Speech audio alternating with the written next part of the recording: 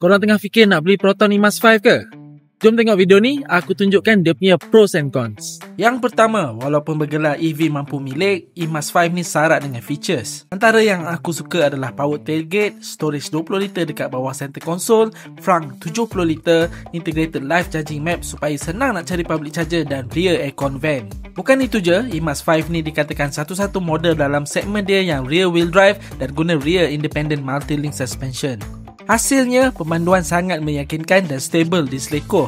Turning radius kereta ni pun boleh tahan kecil iaitu 4.95 liter. So kalau dekat jalan-jalan yang sempit dalam bandar tu, kereta ni cemerlang. Bab efisiensi, kalau dalam bandar boleh dapat sekitar 10 kWh setiap 100 km. Tapi ni figure dalam bandar lah, speed bawah 100 km sejam. Kalau masuk highway, lain ceritanya. IMAX 5 ni sesuai untuk mereka yang tak ada bajet besar. Harga start dari bawah RM60,000 hingga RM72,800.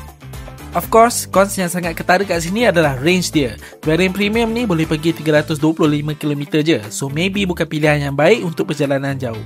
Yang kedua, dia ada 117 PS dan 150 Nm je. So dari segi performance, kereta ni memang tak laju. Tapi jangan risau sebab kereta ni boleh je naik genting dengan 3 orang dan full luggage.